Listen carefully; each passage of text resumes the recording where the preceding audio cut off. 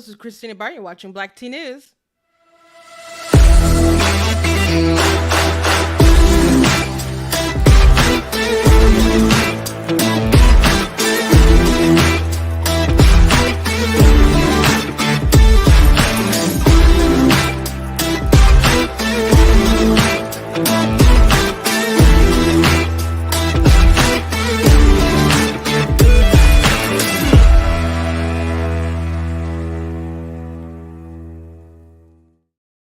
Hello, welcome to Black Tea News. I'm your host, Christina Barr, and today we're going to be talking about this story that's blowing up, I guess, nationwide, because there was a man who was, the media was reporting it like there was a man who was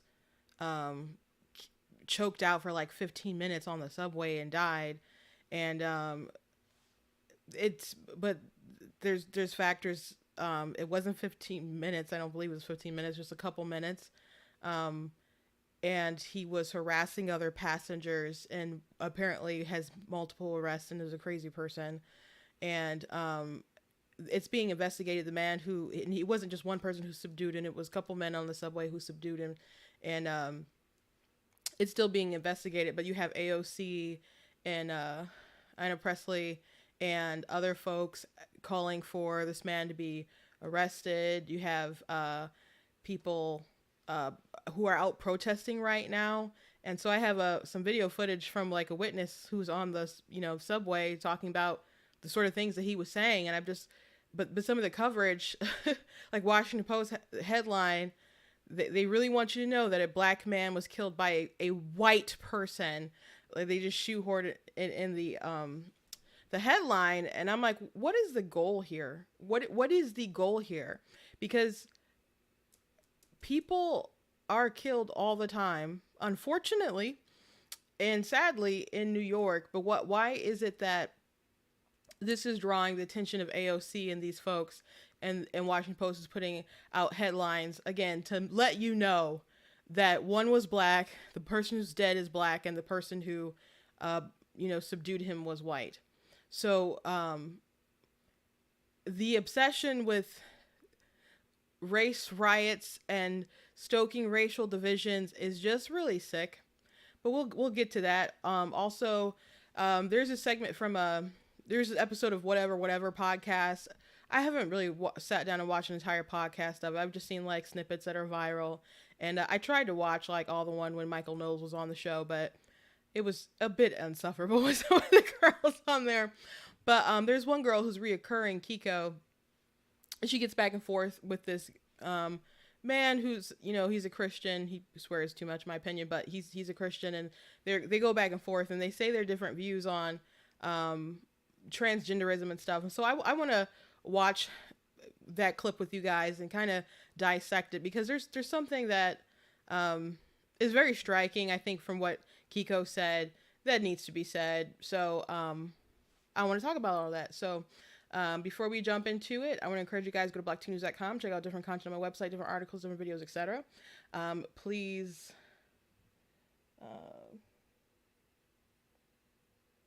so I just read a comment that the whole subway situation is government failure. Yes, it is. We will get to that. Please check out different merch on my website, like the black tea mug there. We got different shirts like the My Money, My Business, the cool Frederick Douglass shirt there.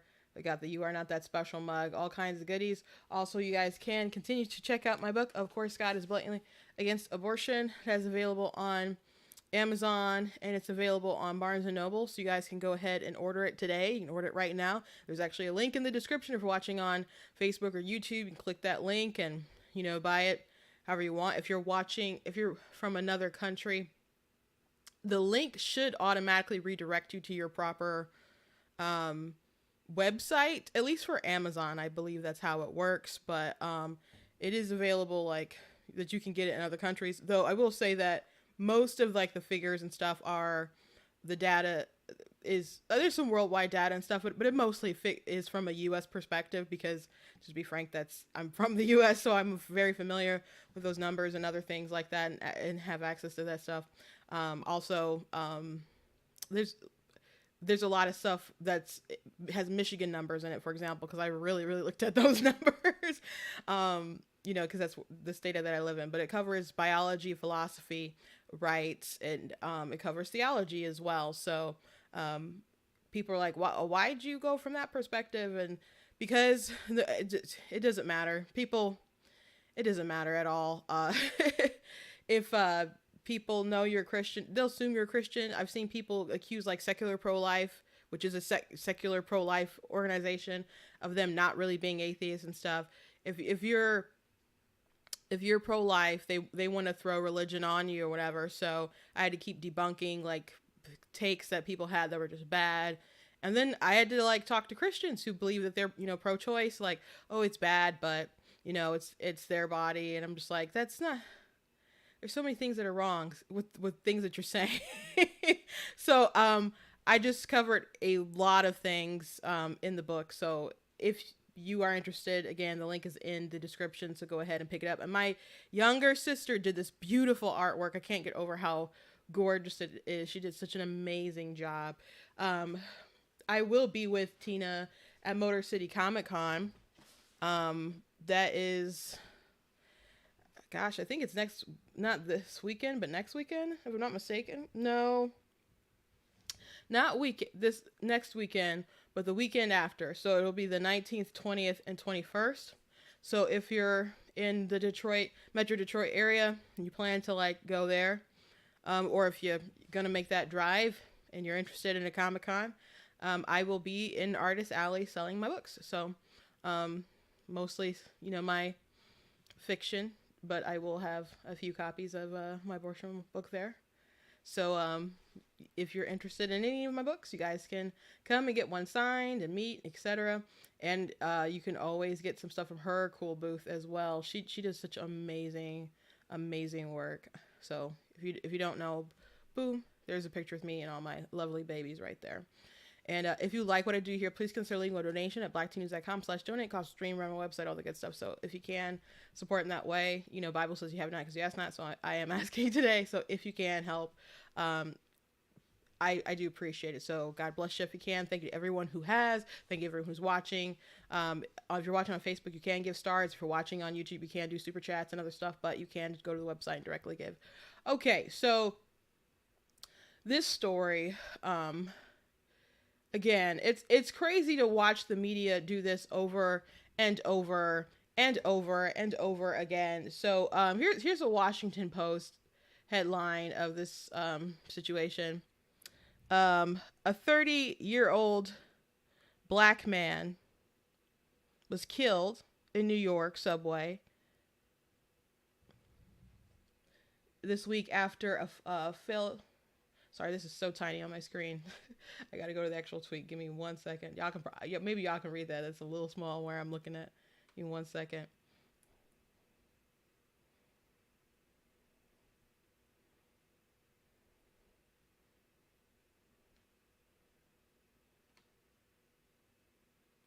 It does signal out that he's white, though. That's the thing that's really crazy.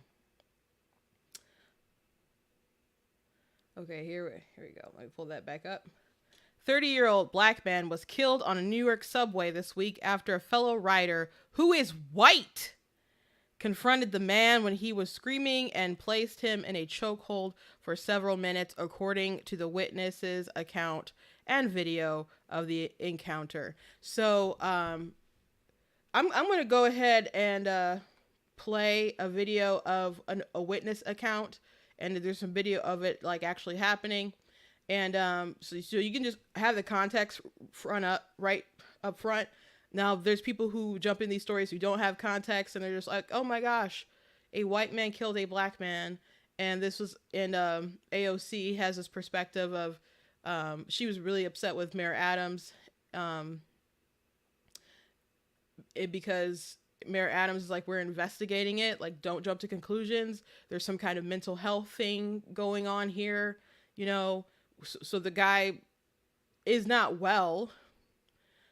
He's been arrested over 40 times But let me go and just play it. The video shows 3 strap hangers subduing the 30-year-old man after witness Juan Alberto Vasquez says he got on the northbound F train and began acting aggressively, threatening riders. Law enforcement sources with knowledge of the case confirm his account, saying according to a witness, the man began shouting, quote, "I want food. I'm not taking no for an answer. I'm ready to go back to jail, and I'll hurt anyone on this train." The man got on the subway car and began to say a somewhat aggressive speech, saying that he was hungry, he was thirsty, and he didn't care about anything. He didn't care about going to jail, that he didn't care that he gets a big life sentence, and it doesn't matter if he died. Vasquez says he was scared and believes others on the train were too. That's when he says a 24-year-old rider came up behind the man and put him in a chokehold, holding him there on the ground. 2 other men standing over them also helped subdue the man. If there was fear, the people who were bluish or who were there, where he separated everything, moved from their place. I stayed sitting in my place because it was a little further away. But obviously those moments, well, one thinks fear, one thinks he may be armed. So that was Jordan Neely, who was the man who died. So who's threatened the passengers, and people are reporting that apparently he's been doing this for a minute, and that he's been investigated but not charged for even throwing people on the rails. So that's crazy. He's a violent person. He's telling people that he doesn't care if he goes back to jail. This is someone who should be incarcerated or locked up somewhere. We have a big, not only mental health crisis in our country, but we have a homeless crisis, and these people aren't treated, and they just put them on the street. We talked about Kyle Rittenhouse flashback yesterday because of a meme that we were talking about, but the first person who was killed, who said that he was going to come after him, who had threatened him, and I think he was the one who tried to like take his gun and stuff. He just left like a mental facility. You know, a lot of these people aren't well, but they're roaming the streets, living on the streets, they're harassing people. It was unveiled, and I posted this on Facebook a couple weeks ago, that New York, they're testing out this new robot, this police robot, and it just really looks like a taller not CP3, R2D2, but I'm sure is not useful like R2D2 was. And so they're gonna put those up, I guess, and I'm just like, what is this supposed to do? If I'm being stabbed on the subway, and there were a lot of jokes, and the reaction and the answer that people gave me is, well, at least they will record your death in 4K. So we have a society right now, a culture that was anti-police, you know, especially after like 2020 and George Floyd situation, but even before that too. But you know, that was like a big push and hype. The people actually started defunding the police. That was a whole movement, and you had politicians who were behind it or coddling it or whatever, or they weren't dumb enough that they wanted to come out and say, yeah, let's defund it, but they would, you know, support, like Gretchen Whitmer said, she supports the spirit of defund the police, is what she said. But there were other people who flat out were like, yeah, defund the police. And then they had to like switch the narrative a bit. And then they had to say, well, defund the police just means that you redirect funds into like social things. And it's like, bro, I want my police funded. I want whatever amount it takes for if there's a situation that I call and they're like within a minute or two. Like, that's how many police I want funded. Like, I don't want to be in a situation where they're like, oh, we can't, that crime isn't serious enough. Or, I mean, there's some that aren't like, you know, like, I don't know, little girl selling lemonade without a permit or something. Like, I don't want the police to show up for that, right? But, you know, if I'm injured, someone has injured me and I'm bleeding, or, you know, I want the police to come and help. And I don't want there to be, you know, redirecting folks to the most important murder, you know, because there's not enough cops on the streets. So, New York has some crazy crime. I've seen some videos like over the past year or so. There was one video I saw where someone just stabbed like an EMT in broad daylight. That messed me up. I don't remember if I don't think I played it. I don't remember. But I saw it and it really, I know I talked about it. It really upset me. The fact that that could just happen in broad daylight, that someone comes at you and then you're dead like that. And it's just stabbing multiple times and just comes back again. And that person, I would suspect, wasn't well either. But these people are out on the streets. I mentioned that, I'm going to a Comic-Con with my sister. We were talking about going to the New York one, and it looked like there was a lot of cool stuff going on. But we mentioned it. We talked about it a little bit. I'm like, but the crime is like really bad right now. I'm like, they're killing people in broad daylight. She's like, broad daylight? I said, yes, broad daylight, because people don't care. And I mean, there's people who are doing heinous acts and they know they'll get away with it. But then there's also people who are just really unwell, who should not be in the streets at all. So this is a person who's been harassing people. There's so many people who are like, oh, yeah, I've heard of this guy. He's been around for a long time. And again, there's reports of him pushing people on the rails. So he's trying, that's attempted murder.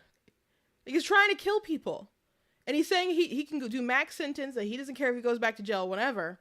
This is someone who's harassing people on the subway. And there's so many people who ride the subway. And there's people who harass or fight or will berate you or threaten you. And you'll have people just standing around not doing anything, not reacting, because you don't know how crazy someone is. You don't know if they have a weapon. You just don't know how safe it will be. So now you have a situation where someone is harassing the passengers, and you have some men that stand up and are like, no, you're not going to do that. And it is unfortunate that this man passed away, that Jordan passed away. But to have AOC and these other politicians pile on because they want him to go to jail, why don't you let the authorities do their work to see if it warrants that, instead of trying to build a frenzy across the nation to demonize these people who are standing up to someone who is harassing and threatening people, including women. But you have people who are protesting what happened. I'm like, what exactly are you? Protests are fine, First Amendment right, but what does everyone always? Do people know, what's the end goal of when you go to protest a certain thing? What is your end goal in that situation? There was a protest for that kid who was shot in the head, and I'm so glad he survived. Oh my gosh. For that man, the old man who opened, he knocked or something and he shot at the kid. People are doing protests for him. I'm just like, he's being charged. So why are you protest? I think it's great that people raised him a bunch of money for his family and all that stuff. That's great. That's kind. I'm just like, but why? You're demanding justice, and justice is being done. There's so many people who just want to feel a part of something and feel the anger and the outrage. It's okay to be upset, but what is your call to action here?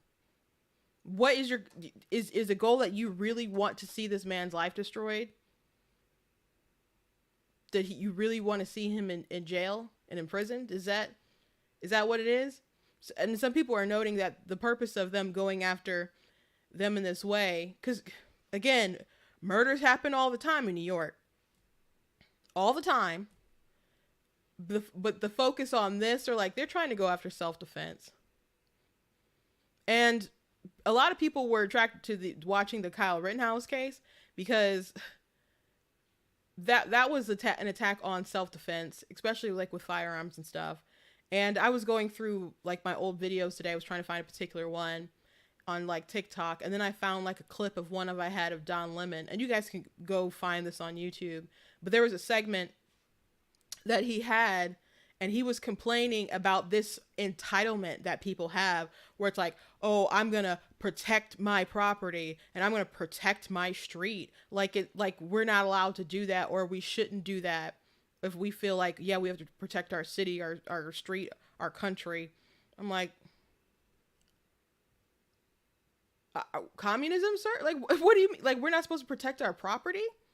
Like, I know you're rich and you can, you live probably where you can dial and get the police there very quickly. But I recall how Kenosha was, or just think about, you might be in an area where police takes a minute to get there, or they're wrapped up in a lot of stuff because there's high crime, and it really depends on you to protect your neighborhood. You're going to say, like, think about people like rooftop Koreans. People don't have a right to protect their property when people are running amok and injuring people and even killing people. People were being killed in those riots in 2020. So again, you can, like, I did a video responding to Don Lemon in this attitude of protecting your property. And I brought this back to this graphic that I go back to a lot, where it was like signs of whiteness. Because it was amazing how they talked about critical race theory during like Kyle Rittenhouse's trial, and Joy Reid was like, "Oh, this is why we need critical race theory." I'm like, what does critical race theory have to do with the Rittenhouse trial? Which I did write, and I don't know if I wrote an article, and I think I wrote an article and I did a little video about it. But I think they have, now this is, if you're not familiar with this is like the most racist thing I've ever, well, one of the most racist things, I guess I'll say. I'm not gonna say the most racist thing, but it's up there. It's really up there. So this is something that the African American History Museum put out. So they're talking about white culture in the United States of America. So they listed these different traits that people have, or behaviors that people have. And so they're like, well, these are signs of whiteness, right? And so if you have these things, like if you believe in the power of the individual and self-reliance and things like that, it doesn't mean that you're white, because you could be a black person who believes in things like objective, rational, linear thought. But that just means that you've been impacted by white culture and affected by whiteness. So if you haven't seen this, you can Google it. They did take this off their website, but the internet's forever, unfortunately for them. But even they came after religion and all these different things. So when this came out, I'm like, what's the purpose of this? Is the purpose of this thing to associate all because these things are like good qualities, right? Showing up on time, respecting authority, being attracted to men with good jobs. I'm like, so are all these things that you want society to associate with bad, these good things, you want to associate them with whiteness? So people will think they're bad. Or if people don't have things like if a black person isn't polite or something and people expect them to be polite, you could just say, well, you're racist. That's a white thing. So you can understand why this document was so like racist and terrible. But if those are like the sort of pillars that we're tearing down to get to their crazy little utopia, you can see how this all kind of ties back, like critical race theory, critical theory, all roads kind of lead back to Marxism. But yeah, this idea that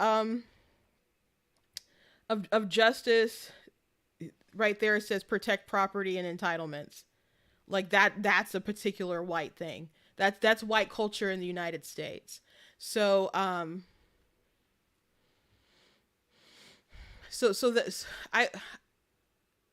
so many people I knew were interested in how the verdict was going to come down and what kind of repercussions it was going to have on self-defense with Kyle Rittenhouse. Now, he ended up winning his case, but it was too close for comfort.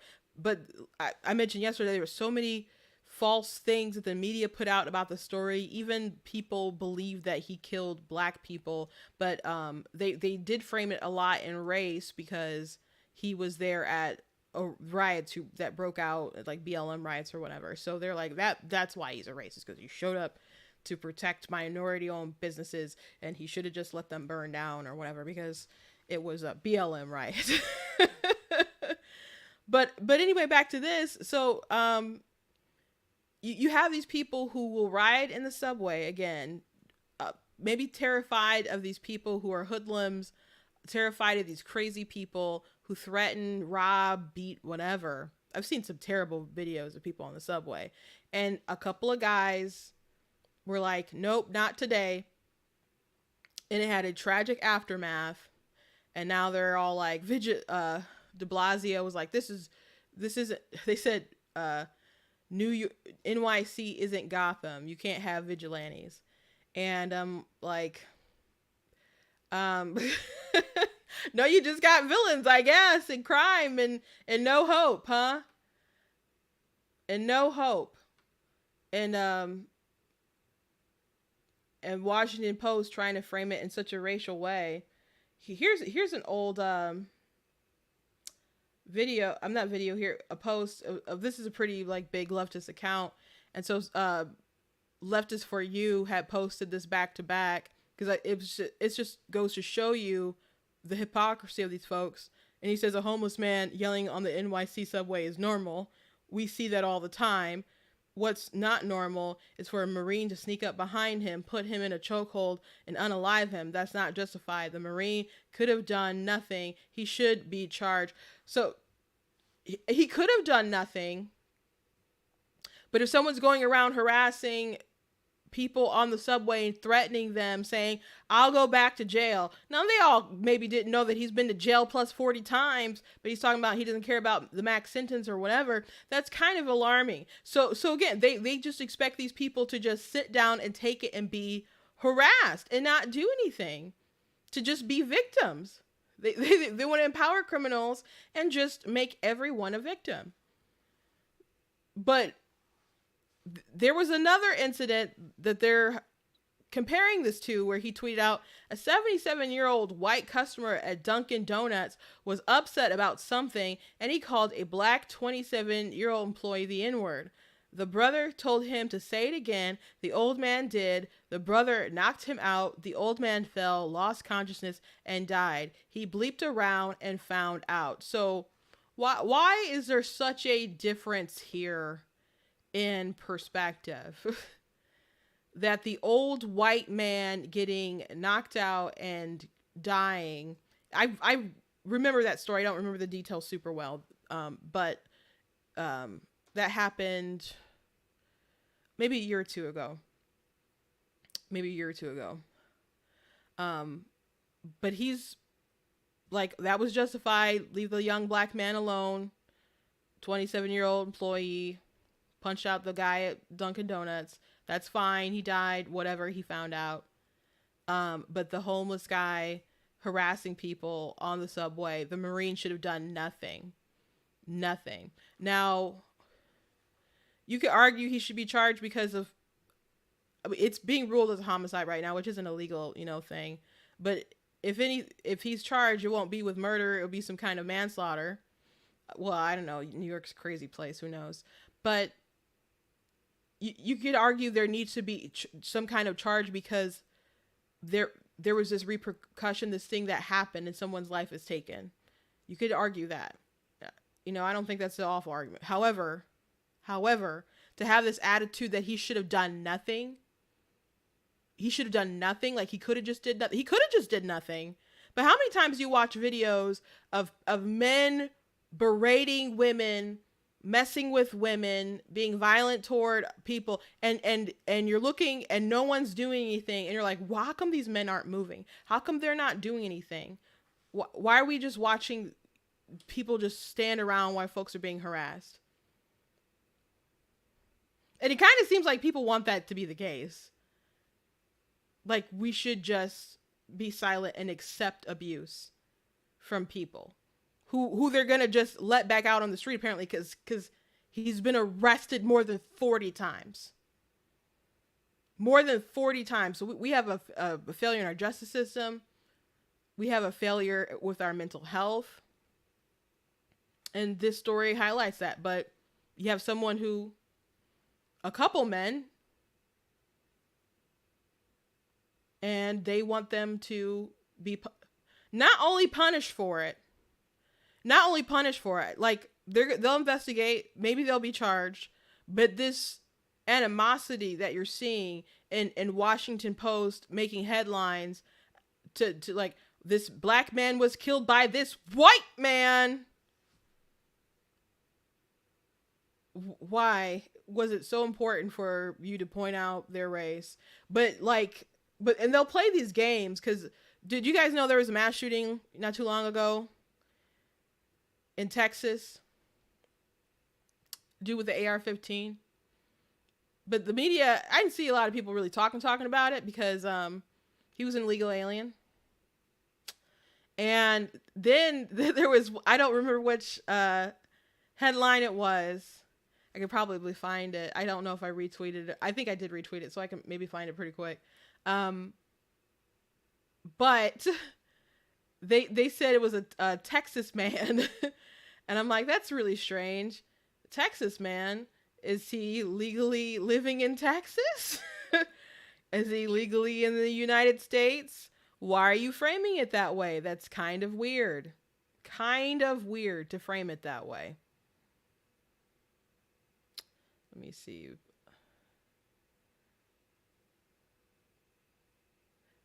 Oh yeah, it was Time Magazine. They said a Texas man went next door with a rifle and began shooting his neighbors, killing an 8-year-old and 4 others inside the house after the family asked him to stop firing rounds in his yard because they were trying to sleep, authorities said Saturday. So they're just calling him a Texas man. Okay. I guess that's how they get away from the details they don't want to talk about. Boy, that's what they do. But I really think they do want to create a culture where we just don't do anything. There's I'm going to share my screen for a second so you guys can see this. There was a story about a man who was stopping a shoplifter and he ended up being killed, and this person, tweeted out that good thing that basically he's dead because they should just let people shoplift. They should just let people shoplift.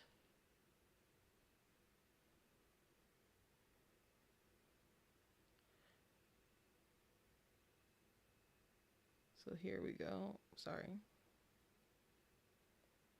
So you got Blake Mose, 26, had plans to get married to his fiance in August. Today, he was shot and killed trying to stop shoplifters in Home Depot.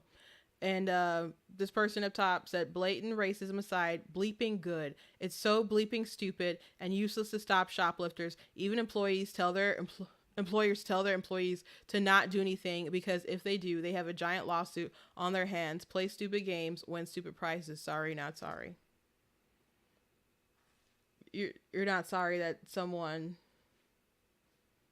was killed trying to do the right thing, but we should just let people do whatever. Because if you allow people to just keep doing whatever, it'll just get worse. Crime will just get worse. Stores can't just keep losing money on merchandise that gets stolen. They'll just close down. You see stores closing down all over the place, moving out of crazy areas where there's such abundant crime, or people doing mass mob robs. And out in California, there's a limit a certain limit that if you steal, they're not going to charge. You're only going to get like a misdemeanor or something. So people will go in really quick and they'll all steal a bunch of stuff, but they won't breach the limit. It's really stupid. It's just causing more crime to happen all the time. And yeah, employers do tell their employees not to engage. Not engage, but not to like, get into a fight or something if someone is like, stealing something, because you really don't want your employees to get hurt either. But it's not just you'd let people continue to do bad things. But there was a video from 2020 where there was a black BLM activist, and she believed that black people should be stealing and looting and robbing, and that's their reparations, because if they have family that they need to feed and to provide for, then that's, if they need to rob for Gucci and steal purses and bags or whatever, then that's just what they need to do. We just have a degenerate society, and it's only getting worse. It's only getting worse. So, if something crazy was going on in the subway, I would like to think that there would be men around that would want to do something to stand up for people who were there. Again, I'm not saying be a mass vigilante and go take out people on the subway. I don't believe that's what they wanted to happen.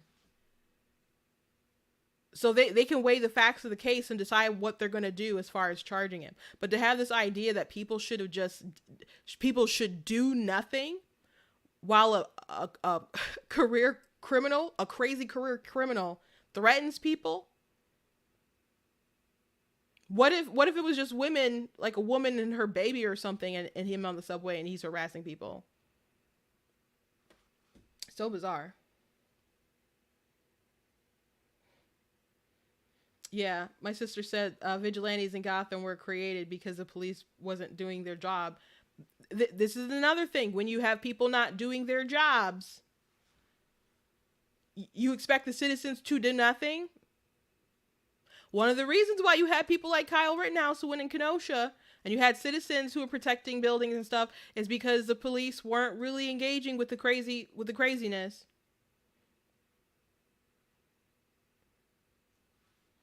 So I don't think they might be trying to condition people to just be okay with being victimized, but not everyone is going to stand up and just allow that to happen. So if they don't really increase the presence of the police, if they don't really do something about these people who are mentally ill and on the streets, if they don't do something to address these issues meaningfully and make big changes, they will have maybe more incidents like this that are more violent. And nobody wants that. Just do your job, and don't think the solution is to make a robot that can just capture my stabbing in 4K. Like, invest in your police, put more of them in places, especially where people are, like on the subways and other stuff like that, where they need protection. Stop giving them, crap. And support them and treat them well. And you might be like, oh, I don't like police. I want police to protect me. And you know what? It's actually not their job to do that, like, constitutionally. Like, you don't have like a constitutional right to really be protected by the police and stuff. There's been different court cases. So that's why it is important to be able to protect yourself and self, preservation and, firearms, all that good stuff. Mace or whatever you gotta have, but I still want the police there to do their job, what we expect their job to be anyway. So the story is just kind of like blowing up right now. I'm sure we'll learn more or hear more, but Mayor Adams is telling people like AOC to back off, or to not jump to conclusions. And the statement that he put out, she said it was a new low. Like, because assuming that as if because he's homeless, he's treating the less than or not going to get the proper justice or something. It's like he was harassing people. Maybe not everybody in that moment knew he's homeless or whatever, but the truth of the matter that he was harassing people. Again, I don't think that they meant for what happened to happen, but they didn't mean to restrain him because he was threatening people. So if people want to drum up some kind of racial division, race war, like this white guy is the next, I don't know, Chauvin, don't do that. Don't do that. Please don't do that. Anyway, let's move on. There's this podcast, whatever, and again, I've never really seen like a whole thing. I've just seen like viral snippets or whatever. I tried to watch a lot of the episode with Michael Knowles. It was kind of hard. Just some of the girls that are on there just kind of aggravating, but you'll see stuff that's clipped that's pretty amusing. So there's this one guy who's a Christian who's I've been on there a couple times, and he goes back and forth with this girl Kiko, who comes back several times, and Kiko will get really mad and sometimes rage quit. But this was an episode where they had a man who identified as a woman on there, and there were a lot of different moments. Oh my gosh, there's one video where someone like took his voice and put in like Jabba the Hutt, and I'm like, and if you haven't seen him, you'll understand why. But they did that. But the internet is undefeated, man. But I want to talk about this exchange that they had. There's a couple different clips, but it is gonna get into a bit of like religion a bit here. But it is I believe it's the National Day of Prayer. I was listening to Caleb earlier, and that's what they said. So maybe it's a bit appropriate to have this particular discussion. I would have not been happy as a man. I genuinely don't know if I would be here. Yeah. And I'm glad you're here. yeah, thank you guys. But like I said, for a lot of people thinking like to think it's a choice for us to do this kind of stuff. Technically it is one, but it's something that comes so naturally to us that we don't feel like it's a choice. So I just want to pause right there and say there are things that come so naturally that we don't feel like it's a choice, like our periods. There's just things that are biological in nature that you can't change, and him taking hormones or doing whatever the heck he did, which I get. I don't see this. I'm not subscribed to the podcast or whatever. I'm not faithful to it or whatnot, but I don't think I've seen a female equivalent on the show that looks like that. So I'm like, they're having him on there because he's trans. Like, I don't think they normally get like big, not cute girls. So, especially with he ain't even got good man tits, I don't think he paid for those. I think it's just natural man fat sagging, and he could have paid for some titties like the girls on there do, but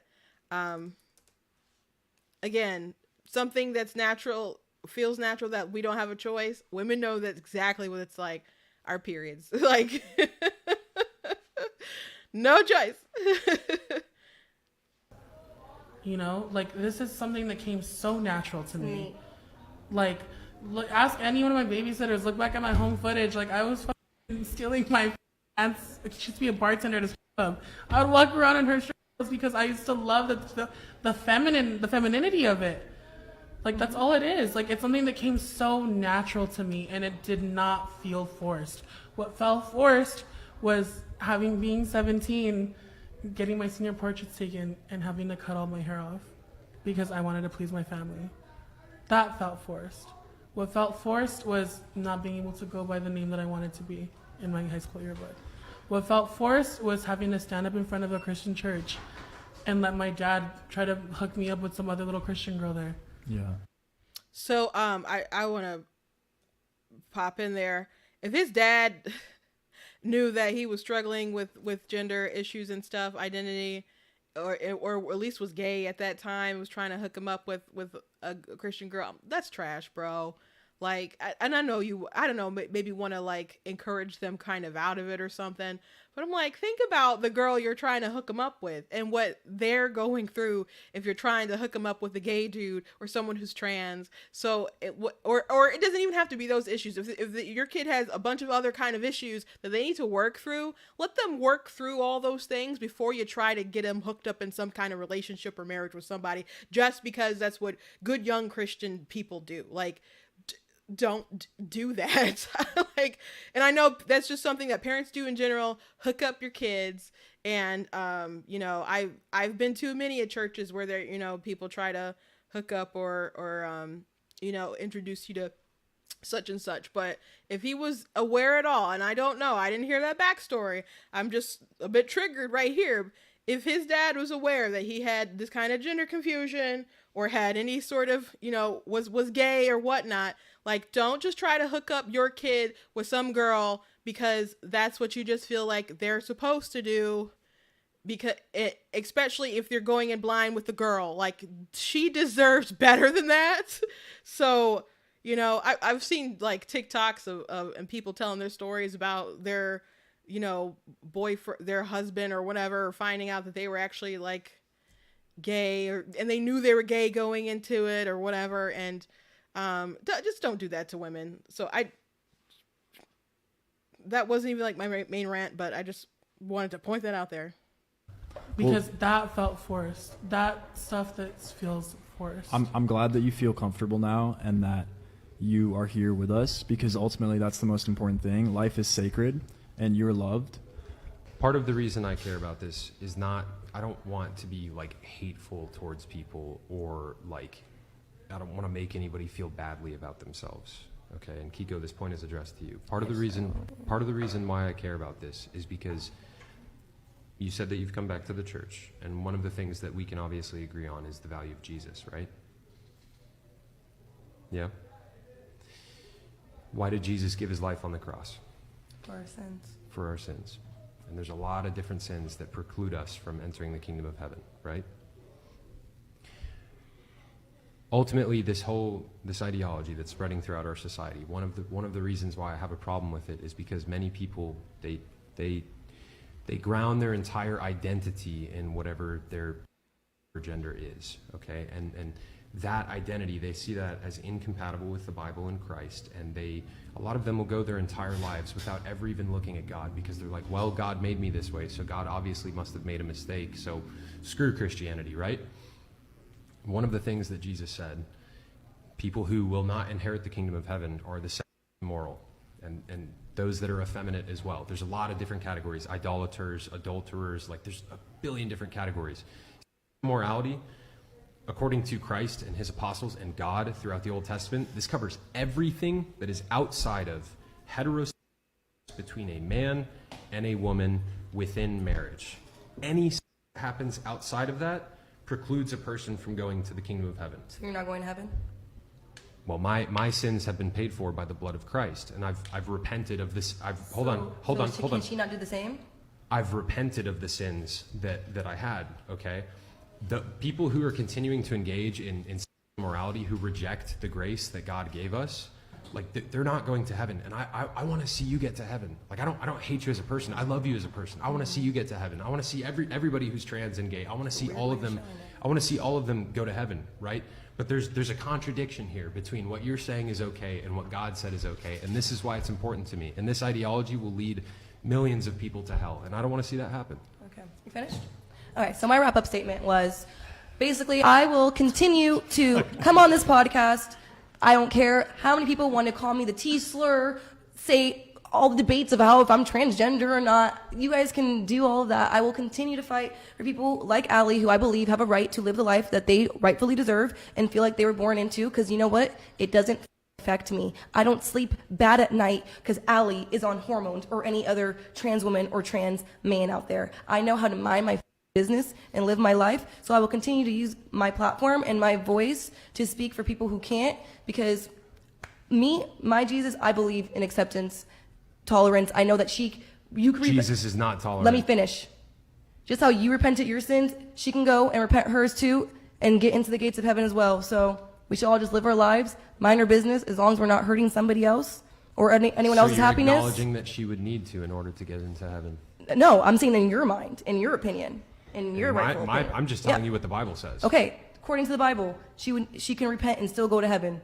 hope I she think we're does. past this. Like, it's Yeah, not can we just go home now? necessarily, yes, but I also just want to add that I don't think it's necessarily just living your life undisturbed. Okay, so that's where that clip ends.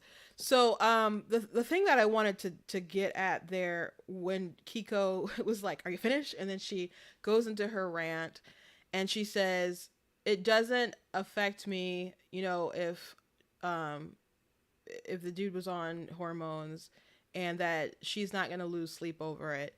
And so that's where I'm like, that's a big divide right there. So I think on principle, like I talk about this stuff a lot, and I talk about it very aggressively because I do think that there's a huge war on objective truth, right? And I think a lot of it, there's people who are into the gender stuff and pushing it because there's a lot of money behind it. One, so you got like the big pharma big pharma's making slaves for the rest of their lives. These surgeries are expensive. The people pay, they're expensive. Like, people are on hormones and they pay for that continuously. So again, lifelong slaves to big pharma. So there's a financial incentive for the medical industry to keep pushing it and supporting it, etc. The people who are in the business. Some of it is, people push for it very hard because they are, conservatives react, and they react harder, and they want to really push for what we dislike. And so some of that is reactionary, but they are the ones who like started it. Like, go back to Obama and like the bathroom stuff, how they changed, like, there was was it Charlotte, North Carolina, changed the city ordinance and stuff, and that became like a huge thing. But the Obama Justice Department was like saying that you had to like let trans women, kids in locker rooms or whatever. And there was a case out in Illinois that was pretty big. At least I was following it at the time. So they shot first. If people wanted, like, why do you care? Like, we didn't care. There was a time when the only drag that people were really aware of was that movie that flopped with with Wesley Snipes and John Leguizamo, and like, this was not like part of everyday conversation. We were not like concerned that women's sports would be done away and other stuff. Like, there's a movie back in the day called You Want a Man. I can't remember the actor who was in the film, but there was a black guy. He was an NBA player, and he could no longer play in the NBA for whatever reason. He got kicked out or something, and so he went over to the women's NBA, the WNBA, and he started playing with them and was a star over there. But stuff like that's supposed to be a joke, right? It's not supposed to be reality. It's not supposed to be, Leah Thomas winning all the stuff, taking all these spots from women. And even if he ties, they're like, we got to give the trophy to Leah. That happened to Riley Gaines. So they had the same spot or whatever, and they wanted him to take the trophy. Like, he has to hold the trophy. Like, don't make a scene. And so now they're uplifting these people over women. Like, I think I wrote an article, or at least did some TikToks and stuff about some stories about different people who committed sexual assault against children, and some do end up in women's prisons. And actually, like, 50% of the men who identify as women have committed sexual crimes, as opposed to like the general male population. 11% of them are in for sexual crimes. So that's a little weird, right? So there's all these like ramifications that are just really, really awful.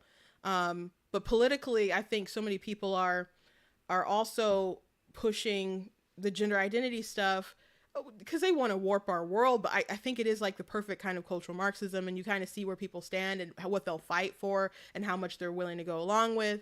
Like, you see who's like, no, this is objective truth, I'm gonna stand with it. And you see people who are like, well, I'm gonna say something, and then they can be bullied out of it. The people who are just gonna be silenced, because there's too much at stake, or they're too afraid for whatever kind of reasons. And there's people who just go along with it, who don't believe it, but they'll just go along with it. The emperor has no clothes, but that everyone else is saying they do, so they'll keep pushing it. So I think it's a very interesting social experiment that a lot of people are unfortunately failing. I guess from my view, I think they're checking off a lot of boxes for the powers that be.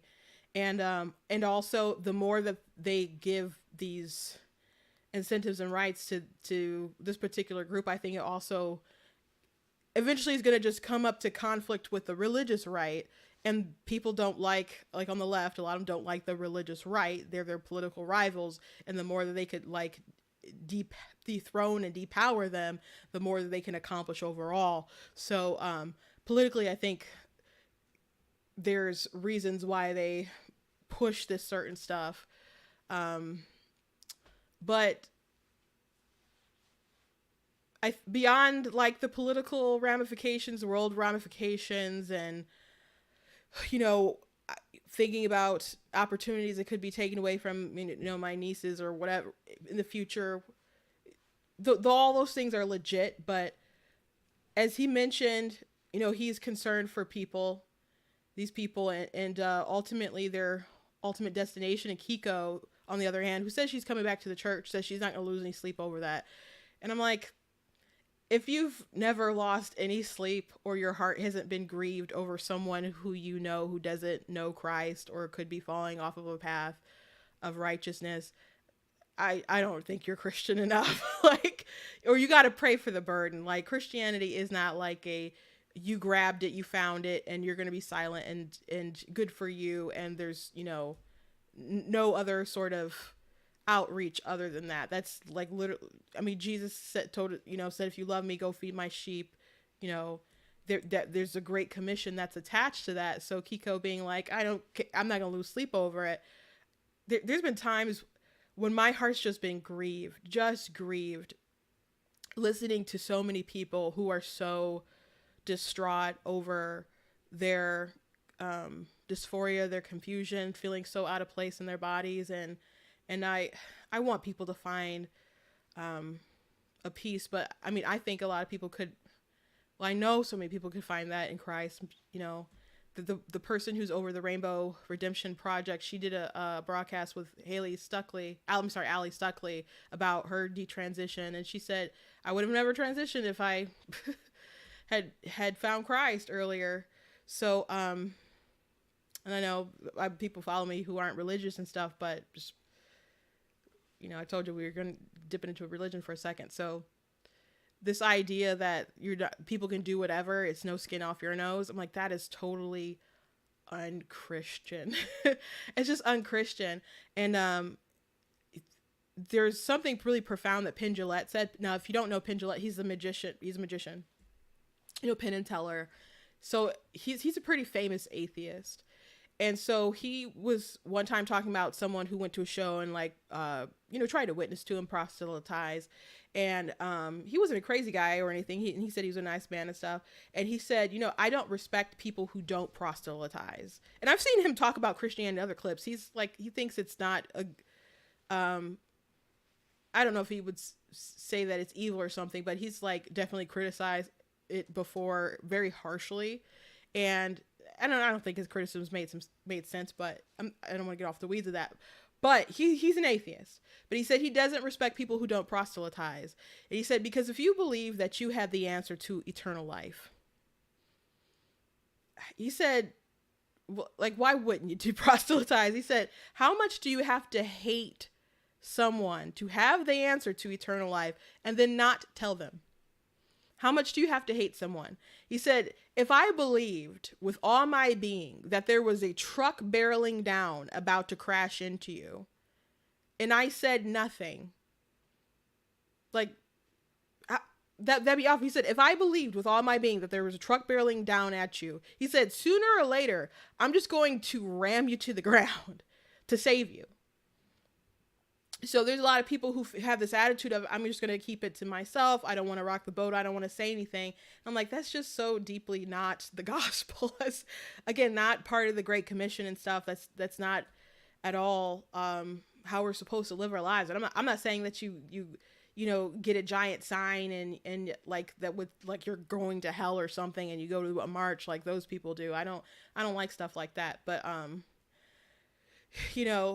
but sharing with people, like I think there's a better way, like for you. I think you can find happiness a different way. Or like, I want to tell you about Christ. Like, let me tell you about who you were made to be and how you were formed, and God knew you this way and the world taught you this way. People got mad at me the other day because they said that we're fearfully and wonderfully made, and that goes for trans people.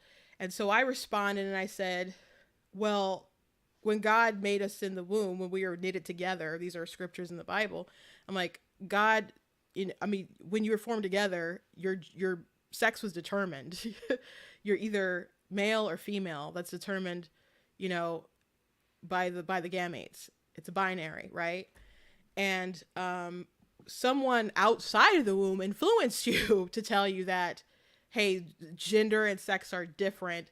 And by the way, you can identify as a different gender if you grow your hair out long, if you like wearing, dresses, if you want to show your man titties, like, then you're female. That's or a woman rather, because they again want to separate that word. That's not something that was like placed within you. That's something that someone indoctrinated you into. And a lot of people, they go on to continue their education in college or something, and they get these woke professors or whatever, and they'll tell you these things, and then they'll want to mock you because like the simple truth that you could have learned watching Kindergarten Cop when a kid said boys have a penis, girls have a vagina, and they mock you like, oh, you only know about high school level biology. And I'm like, well, I agree that you paid for more years of indoctrination than I did. You paid to be made into a moron. Congratulations. But no, that's not how you, like, whether you believe that you were designed by a designer, that's not how you were designed to be. Whether in an evolution sense, you definitely weren't designed that way. We still have a binary, and you only believe that there's these different qualities that make you a woman and a man or whatever because of stereotypes. Of course, being a woman is connected to your biology. And so much of our biology is connected to like our periods and other things. I saw my sister, she was holding something. I'm like, what are you doing? So she lifted up her shirt and she had like a belt that was a heating pad. And it was like a fanny pack, but it was a heating pad. I was like, where'd you get that? And so somebody gave it to my other sister for Christmas. So she was wearing it. And I'm like, that could have, oh gosh, that'd have been good to have back in the day or something. Like, I know they had heating stuff that you could like put on your clothes or whatever and heat up a little bit, but a device that could just keep going and stuff, it wouldn't just last a few hours. That's great. But so much of your life is revolved around your body and how it is constructed from the time that you were in the womb. You can't get away with that. Like, you don't have a problem with me. You have a problem with nature, your design. And I mentioned this the other day, how I saw a video of a detransitioner, and as they were going through their transition and stuff, they wanted hormones so badly because they hated the sound of their voice and they wanted it to sound like a man. And eventually, they lived a little bit as trans and lived their life as a man. And then she eventually realized that she made a mistake, that there was other underlining kind of conditions or reasons why she felt the way that she felt. And so she started detransitioning. And now her voice is permanently changed. And she hates the fact that she doesn't have a feminine voice. And she didn't say anything from I don't think she had a religious experience or anything like that. But when I was watching it, I was just like, man, that's just like that devil. Like this thing that you're so convinced that you'll hate is the thing that you'll miss the most. And it just it grieves my heart that people suffer like that and go through that and then make these big irreversible, they do this irreversible damage to themselves. And so many people today who are self-diagnosing aren't even gender dysphoric, but there's such a push for it, for the affirmation. And Kiko just wants to be like, it doesn't matter, do what you want to do, whatever. And you can feel that way from a libertarian perspective or whatever, but that doesn't mean that even if you don't want to control the laws or outlaw stuff, doesn't mean that you shouldn't speak up and be like, well, this actually won't make you a woman. Like what it won't actually make you a woman. This isn't this isn't your whole identity that you have to wrap yourself in. Like there's other things that are about you that are beyond this, and you don't have to make this your whole life. So many people make it their whole life. They'll change their whole entire politics and relationships, and they'll cut out people who don't affirm and get very toxic, very toxic. I've seen it happen, not just online, but in person. So, the whole Kiko perspective, it's just not the gospel. It's not Christian at all, to just kind of allow people to self-implode on their own because that's just what they want. Not in the least bit. So, I don't know what church you're going to, but, I hope, they encourage her to read the Bible. Anyway, that's it. That's all I got for you guys. Thank you guys for joining me, for watching the broadcast. I'm just going to look really quick over some comments.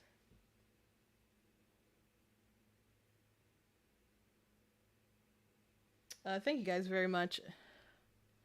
Thank you guys very much in the comments for watching. For those who are watching live, those who are watching it back. If you guys like my content, you can go to blacktnews.com and support that way, if you can, but like to give a donation on the website, cost of stream, cost of run my website, all the good stuff.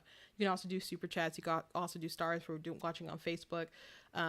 Please check out my book. Of course, God is blatantly against abortion. It is available on Amazon and Barnes and Noble. Thank you to everyone who has got us so far. Again, I just love this cover that my sister did for me. She's so talented. Tina's text portraits. You should Google her, find her stuff, and she does. Well, you could commission her to do, I guess, just about anything, but she can paint characters on shoes. She has a ton of like teeny tiny mini paintings that are beautiful. They're really good. They're good gifts. You can put them like around your desk or whatever, or people put them on their work desks, or you can put them on Christmas trees, like ornaments. They're so beautiful. She has text portraits you can commission. Like a text portrait is, she could draw a picture of you or a landscape or whatever, and she will do it by hand, just out of a phrase over and over and over again. So she has some prints. So like, I'm assuming there's some people on here who like Ronald Reagan and Trump. Like she has prints of them. She has an Obama. She has Martin Luther King. She has other folks you guys can check out and get. But she does commission, so you can reach out to her. And she also has bigger paintings as well, not just teeny tiny ones. She does painting classes. So if you're local to us anyway, or I guess you're willing to pay a lot or something, she can do a painting class. She's really good too. Some people that she's had in class, I'm like, you told them to do that? Like, I wouldn't have guessed that they would have been able to pull that off. Like, she's so talented. Yeah, she's just great. So I told her what I wanted, and she was able to pull it off. And beautiful, beautiful, beautiful. I love the cover. I love the cover. It makes me feel all warm and happy every time I look at it. But it's available on Barnes & Noble. It's available on Amazon. So please go ahead and check it out. Support. Again, I will be at Motor City Comic Con, and not in like 2 weeks. Not this weekend, not the next weekend, but the one after, 19, 20, 21. I'll be in Artist Alley, and I will have my books. If you're interested in some of my books, you can go to blacktnews.com on the merchandise a page, there's a banner, it'll take you over to my book website, or you can just search me on Amazon or go to ninjadispublishing.com. But yeah, I have lots of books. So of course, guys, Blatantly Against Abortion is my 16th book. I have one other nonfiction book. The rest are fiction, covering Inhuman Queens and Demon Hunters and Dark Mermaids and historical fiction, fantasy, werewolves, vampire. I got a lot of things that I write about. So go ahead and check that out. And my book, Phases of a Broken Sky, that's my werewolf book. I'll also be having the sequel out like very, very soon. So go ahead and read that so you can read the second one. So God bless you guys. And I will see you next time.